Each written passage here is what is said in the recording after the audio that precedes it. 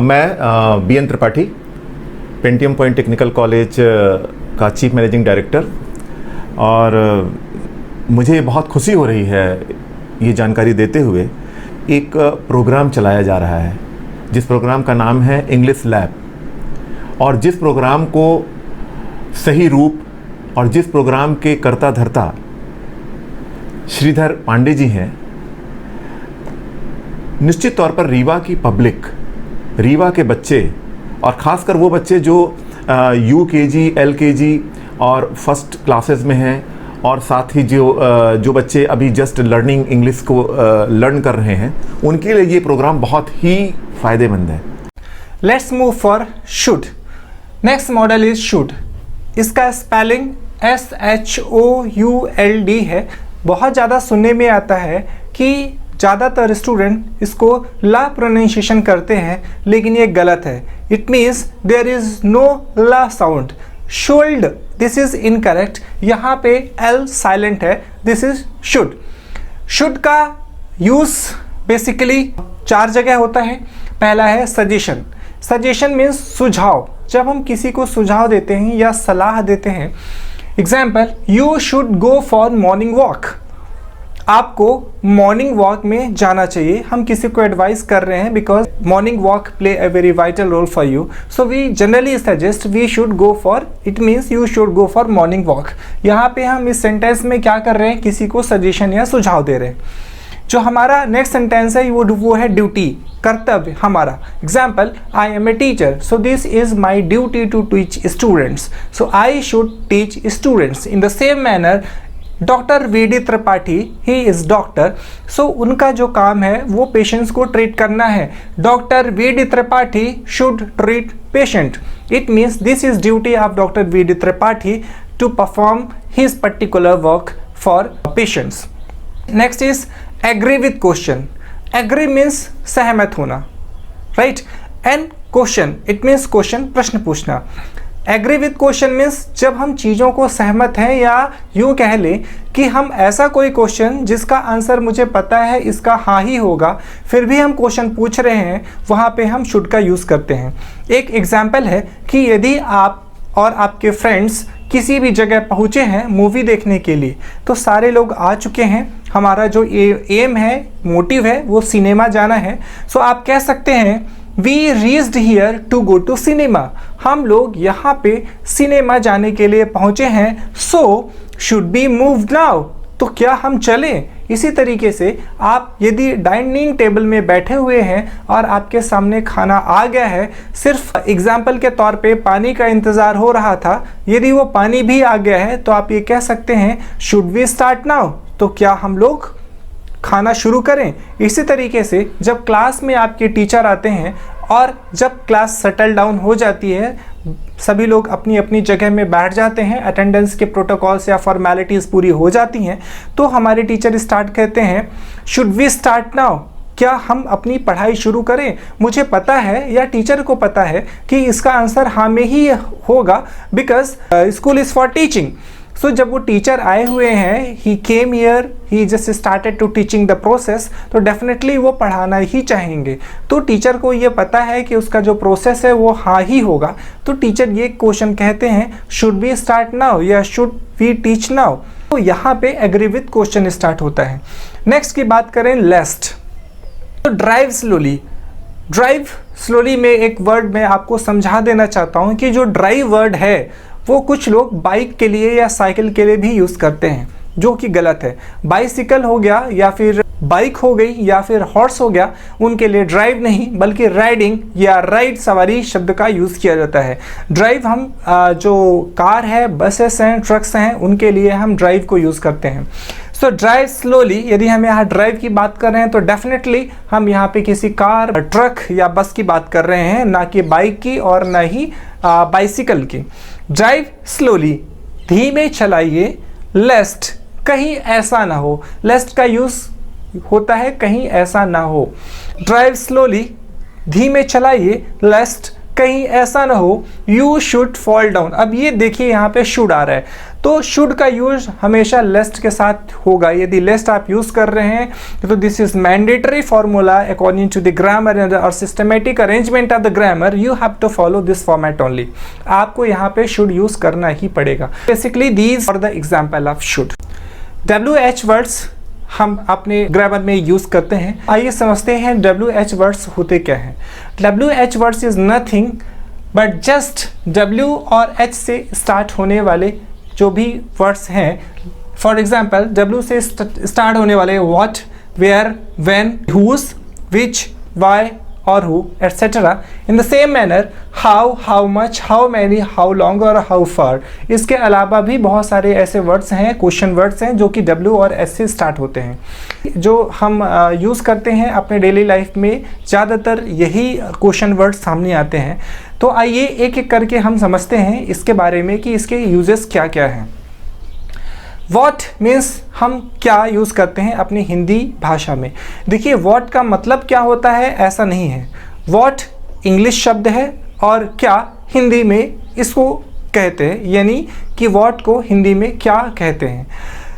आगे बढ़ने से पहले हम कुछ चीज़ें बता दें। ज़्यादातर बच्चे या स्टूडेंट्स या कॉमन पीपल इस चीज़ में गलती कर जाते हैं कि जो हमारा एजुकेशनल पैटर्न है इंडिया का, हमें रटा दिया जाता है कि व्हाट मीन्स क्या होता है, वेयर मीन्स कहाँ होता है, वाई मीन्स क्यों होता है। तो यही शब्द हमें जब कहाँ, क्यों, कैसे आइडेंटिफाई होते हैं, उसी के अगेंस्ट हम लोग शब्द रख देते हैं या वर्ड्स रख देते हैं। एक छोटा सा एग्जाम्पल लेके चलते हैं। क्या आप खा सकते हैं। ज़्यादातर स्टूडेंट्स इस क्या वर्ड को जैसे ही देखते हैं वैसे ही सबसे पहले व्हाट लगा देते हैं कि क्या आ रहा है, और क्या को इंग्लिश में व्हाट बोलते हैं, WHAT व्हाट, तो हम व्हाट लगा दें, इसके बाद जो भी होगा वो देखा जाएगा। एग्जैक्टली ऐसा नहीं है।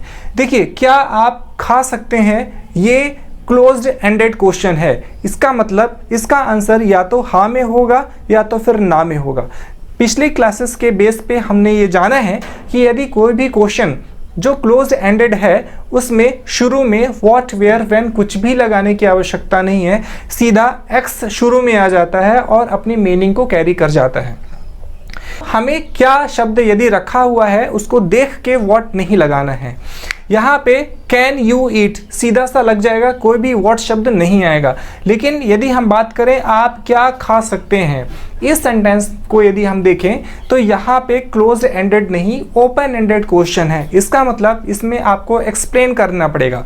दोनों ही सेंटेंसेस की मीनिंग्स अलग अलग होती हैं।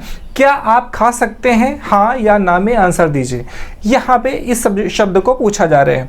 आप क्या खा सकते हैं, इसका मतलब ये है कि आप क्या खा सकते हैं, यानी कि कौन सा मटेरियल खा सकते हैं, दाल, चावल, रोटी, सब्जी, पुलाव, क्या खा सकते हैं। तो ऐसे कंडीशन में आपको यहाँ पे व्हाट लगाना है। तो कभी भी किसी भी शब्द को देख के हम कोई भी ऐसा वर्ड नहीं लगा देंगे, उसकी फीलिंग्स को समझेंगे, उसके बाद ही हम सेंटेंसेस में जो पर्टिकुलर वर्ड्स होगा उनको लगाएंगे। अब व्हाट एग्जाम्पल हम देखें। आपका नाम क्या है, व्हाट इज योर नेम। इसी तरीके से वेयर, कहाँ, ये क्वेश्चन वर्ड्स है। वेयर का यूज जहाँ के लिए भी होता है, उस विषय पर हम बाद में डिस्कशन करेंगे। तो वेयर, कहाँ, वेयर आर यू गोइंग, आप कहाँ जा रहे हैं। इसी तरीके से when will you come back, आप कब आएंगे। व्हेन का यूज कब के लिए यूज होता है। whom, किसे, to whom I have to give this pen, किसे मुझे ये पेन देनी है। इसी तरीके से whose इज दिस मार्कर, ये मार्कर किसका है। which इज योर पेन, आपकी कौन सी पेन है। which मीन्स कौन सी। why, क्यों, why are you going over there, आप वहाँ पे क्यों जा रहे हैं। तो क्यों शब्द आ रहा है उसकी इंग्लिश हम why में करेंगे। who की बात करें तो कौन, बहुत ही कॉमन है। who आर यू, आप कौन है। ये W से शुरू होने वाले वर्ड्स थे। अब बात करते हैं H से। सो पहला है H, हाउ, HOW, हाउ, कैसे। हाउ आर यू, आप कैसे हैं, जो रोजमर्रा की जीवन शैली में हम लोग यूज करते हैं। हाउ आर यू, आप कैसे हैं। हाउ मच और हाउ मैनी। हाउ मच की यदि हम बात करें तो कितना। How much water do you have in the bottle, bottle में कितना पानी है। यदि हाउ मैनी की बात करें, how many pens do you have in your pocket. अब इन दोनों को ही थोड़ा सा एक्सप्लेन कर दें। हाउ मच जो होगा अनकाउंटेबल के लिए यूज़ होगा। अब अनकाउंटेबल से पहले एक मैं चीज़ आपको बता दूं कि ज़्यादातर स्टूडेंट्स का ये प्रोनाउंसिएशन अनकाउंटेबल या काउंटेबल होता है, which is incorrect. Countable, so यदि हम अन लगा रहे हैं, this is uncountable. Countable and uncountable, ना कि table. There is no table, uncountable, this is incorrect pronunciation. Countable and uncountable. So how much, जब मैंने यहाँ पे कितना पानी है आपके बॉटल में ऐसा बोला, तो यहाँ पे we can not count water, right. So यहाँ पे हम मच का यूज़ कर रहे हैं। Any things which can not be counted, जिसे आप गिनती नहीं कर सकते हैं या आप गिन नहीं सकते हैं, वहाँ पे हम हाउ मच का यूज़ करेंगे या मच का यूज़ करेंगे। काउंटेबल चीज़ों के लिए which you can count, like 1 pen, 2 pen, 3 pen, 1 chair, 1 mobile, 1 table, यदि ऐसी बातें आ रही हैं, so you have to use many, right. Now next is how long and how far. How long की यदि बात करें तो कितनी देर। हाउ लॉन्ग एक लेंथ के लिए भी यूज़ होता है, जब कोई टनल हो या फिर पाइप हो। बेसिकली हम इसे कॉमन सेंस के लिए यूज़ कर रहे हैं, यहाँ पे टाइम के लिए। How long it will take to reach over there, आपको कितना समय लगेगा वहाँ पहुँचने के लिए। How long is use for time. Next is how for. How far I am talking about, not how for. FOR दूसरा वर्ड है, here FAR, far, far which is related to distance. How far, कितनी दूर। How far is your home from here, आपका घर यहाँ से कितना दूर है। सो चलिए शुड का इम्प्लीमेंटेशन के साथ जो WH फॉर्मेट है उनका भी इम्प्लीमेंटेशन देख लेते हैं। शुड अपनी क्लासेस में हमने डिस्कस किया ही है कि शुड का यूज़ सजेशन या ड्यूटी के लिए और भी चीज़ों के लिए इस्तेमाल किया जाता है। Implementation of WH words. Implementation एक नया वर्ड हो सकता है आपके लिए, लागू करना, अप्लाई करना। फॉर एग्जाम्पल, हमने कोई रूल बनाया या कॉन्स्टिट्यूशन में कोई भी रूल बना जो अब इम्प्लीमेंट करना है, यानी उसे ग्राउंड लेवल पे या प्रैक्टिकल लेवल पे लाना है। तो यहाँ पे हम implementation of WH words use कर रहे हैं। So I should go to office, हमें ऑफिस जाना चाहिए। पॉजिटिव सेंटेंस है, अफर्मेटिव सेंटेंस है। नेगेटिव सेंटेंस के लिए you have to put not after X. Here X is should, we are putting should in the place of X. I should not go to office, हमें office नहीं जाना चाहिए। Negative sentences है, as I have already said, we are putting should on the place of X. Now interrogative, if I talk about should I go to office, here you have to put interrogative symbol, question mark, should I go to office, क्या हमें office जाना चाहिए, and should I not go to office, क्या हमें office नहीं जाना चाहिए। So these were 4 basic format of affirmative, negative, interrogative and interronegative. Let's come to the point which we are specially focused on this chapter. So why should I go to office? Here if you talk about should I go to office, that is interrogative, basic simple interrogative. Here you can say this is closed-ended question. It means there is not required to explain or brief if you want to answer it. Right? You have to just simply say yes or no. But if you are adding WH, it means why, where, when. Let's take an example in Hindi as well. Should I go to office? क्या हमें office जाना चाहिए? If you are putting why, so why should I go to office, हमें office क्यों जाना चाहिए? If you are facing this kind of the question, you have to answer in a brief way. आपको explain करना पड़ेगा कि ऐसा क्या रीज़न है जिसकी वजह से आपको ऑफिस जाना है. शुड की जगह पे यदि हम वेयर रखना चाहें तो वो भी रख सकते हैं, किसी भी फॉर्मेट में चेंजेस नहीं आएगा. ध्यान दीजिएगा, should I go to office और here should I go to office, there is no ऐसे चेंजेस. सिर्फ WH का फॉर्मेट का आंसर आएगा और WH लगने से उसकी फीलिंग या सेंटेंसेस की थीम चेंज हो जाएगी. Where should I go to office, यानी हमें ऑफिस कहाँ जाना चाहिए. When should I go to office, हमें ऑफिस कब जाना चाहिए. In the same manner, should I not go to office, I am talking about this format only. So should I not go to office, this is basic और simple interrogative plus negative sentence, like should I not go to office. Should I not go to office, क्या हमें office नहीं जाना चाहिए? If you are putting WH at the beginning of the sentence like why should I not go to office, so फिर से ध्यान दीजिए, should I not go to office, क्या आपको ऑफिस नहीं जाना चाहिए? Here I am using I, so I can speak like should I not go to office, हमें ऑफिस नहीं जाना चाहिए. Why should I not go to office, हमें ऑफिस क्यों नहीं जाना चाहिए? Where should I not go to office, हमें ऑफिस कहाँ नहीं जाना चाहिए? When should I not go to office, हमें ऑफिस कब नहीं जाना चाहिए? इंटरोगेटिव और इंटरोनेगेटिव का फॉर्मेट सेम रहेगा, सिर्फ WH वर्ड्स को ही शिफ्ट करने से, चेंज करने से जो सेंटेंसेस की फीलिंग होती है, वो थीम है, वो चेंज हो जाती है.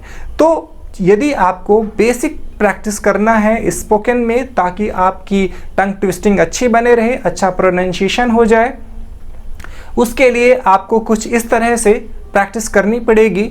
आई should go to office, I should not go to office, should I go to office, should I not go to office, why should I go to office, why should I not go to office. इसी को आप repeat करना है और तब तक करना है जब तक कि आपकी बोलने से पहले सोचने की आवश्यकता ना पड़े. नंबर 1. नंबर 2, आप फ्लुएंसी आ जाए, सेंटेंसेस में रिपीट फास्ट आ जाए. I should go to office, I should not go to office, should I go to office, should I not go to office, why should I go to office, why should I not go to office. So this is the correct process, correct practice to get a better command in your English language. Now we have gone through can and should. Now next model is must. There is a little bit difference between must and should. And what is the difference? I am just going to tell you. See, let's take an example of should. हम लोगों ने पहले ही बोला है कि should वहाँ use करते हैं जहाँ नॉर्मल सजेशन या ड्यूटी की बात हो रही होती है, राइट? चलिए should और must को हम एक एग्जाम्पल के तौर पे समझते हैं. मान लीजिए someone is suffering from coryza, cold, आम भाषा में जिसे हम सर्दी कहते हैं. यदि किसी भी व्यक्ति को सर्दी है तो हम उसे यही सजेस्ट करेंगे कि आप डॉक्टर के पास चले जाइए. We are not going to input a force, नहीं आपको जाना ही चाहिए. We just simply suggest that you should go to doctor, right? But in case यदि कोई भी व्यक्ति जिसका एक्सीडेंट हो गया हो, ब्लीडिंग हो रही हो या खून बह रहा हो या बेसिकली ब्रेन से खून बह रहा हो, तो आप उसे सिंपल भाषा में ये नहीं कहेंगे कि आपको डॉक्टर के पास जाना चाहिए और you should go to doctor. वहाँ पे आपको फोर्स करना पड़ेगा, बोलना पड़ेगा, अपनी जो सेंटेंसेस है उसमें स्ट्रेस देना पड़ेगा, आपको अवश्य ही जाना चाहिए, क्योंकि यदि कुछ देर और नहीं गए तो उनकी जान को खतरा हो सकता है. तो उस कंडीशन में जब अति आवश्यक हो या स्ट्रॉन्ग सजेशन हो या स्ट्रॉन्ग ड्यूटी हो, वहाँ पे हम मस्ट का यूज़ करते हैं. आप इस सेंटेंस को कुछ इस तरीके से बोल सकते हो, you are in pain, you must go to doctor. आपको बहुत दर्द है तो आपको निश्चित ही या अवश्य या ज़रूर जाना चाहिए. देखिए, ट्रांसलेशन के दौरान यदि निश्चित, अवश्य या ज़रूर नहीं आए तो भी कोई आवश्यकता नहीं है, क्योंकि हम लोग पहले ही इस चीज़ को पढ़ चुके हैं कि जब हम सेंटेंस बोलते हैं तो फीलिंग ज़्यादा इंपॉर्टेंट होती है एज़ कम्पेयर टू वर्ब. हो सकता है हम सिंपली तरीके से आवश्यक या ज़रूरी यूज़ ना कर रहे हों, लेकिन हम जो सेंटेंस कह रहे हैं वो बहुत इंपॉर्टेंट हो. तो ट्रांसलेशन में हम जो हमारी आदत है कि हम सेंटेंसेस, हिंदी के सेंटेंसेस को देख के अवश्य है तो मस्ट लगा देंगे, ऐसा नहीं करना है. सेंटेंसेस की फीलिंग्स को समझना है. और यदि आपको ऐसा लगता है कि स्ट्रॉन्ग सजेशन है, स्ट्रॉन्ग ड्यूटी की बात है, तो definitely you are required, you are liable to use must. First example was strong suggestion या और strong duty, right? This is the basic difference between should and must. आगे बढ़ते हैं. कंपल्सन, मजबूरी. कभी कभी बहुत सारी ऐसी चीज़ें होती हैं कि जब तक हमारा ए कैटेगरी पूरा नहीं होगा हम बी कैटेगरी को टच नहीं कर सकते. एक सीधा सा एग्जांपल है, यदि किसी भी व्यक्ति को 12th के बाद मेडिकल में एडमिशन लेना है तो उसे नीट का एग्ज़ाम क्लियर करना ज़रूरी है. तो आप ये कह सकते हैं, you must clear NEET exam for getting admission in medical colleges. Either or another sentences you can also take, graduation is must for getting this job. It means graduation आवश्यक है इस जॉब के लिए. मैंडेटरी है, यदि आपने job को लेनी है तो उसके पहले ग्रेजुएशन आपका कंप्लीट होना चाहिए। So that is called compulsion. हमारे सब्जेक्ट्स की बात करें तो कुछ हमारे सब्जेक्ट्स होते हैं, जैसे हिंदी होती है, इंग्लिश होती है, या फिर एनवायरमेंटल साइंस होती है, वो कंपलसरी सब्जेक्ट्स होते हैं। कंपलसरी का यही मतलब होता है कि वो चीज़ें फिक्स हैं, आपको लेना ही है, वो सिलेक्टिव नहीं है या इलेक्टिव नहीं है। सो कंपल्शन की जगह में भी हम मस्ट का यूज़ करते हैं। नेक्स्ट, डिटर्मिनेशन, पक्का इरादा। आप ये कह सकते हैं यदि किसी भी सेंटेंस में, किसी भी ड्यूटी में आपको फर्मनेस शो करनी है तो वहाँ पे आप डिटर्मिनेशन या डिटर्मिनेशन की जगह पे आप मस्ट का यूज़ कर सकते हैं, राइट। एक एग्जांपल हमने लिया है, I must complete it by today. मुझे आज तो हर हाल में इसे कंप्लीट करना ही है। So this sentence is reflecting the theme of determination, right. मुझे आज ये चैप्टर खत्म करना ही है, I must complete this chapter by today only, right. Next, high possibility. ज़्यादातर में हम यूज़ करते हैं पॉसिबिलिटी के लिए। सो मे और मस्ट में ये डिफरेंस है कि may is for average possibility, 50-50% chances जहाँ किसी भी घटना के होने होते हैं हम वहाँ पे मे यूज़ करते हैं। लेकिन कई बार ऐसी चीज़ें होती हैं जहाँ भी संभावना ज़्यादा होती है किसी भी चीज़ की, तो वहाँ हम मस्ट का यूज़ करते हैं for high possibility. They must reach on time as they have good vehicle. उनके पास एक अच्छी व्हीकल है तो इसलिए वो अवश्य ही सही समय पर पहुंच गए होंगे। इसमें एक वर्ड हमने लिया है vehicle. The spelling is VEHICLE। This is V, not we.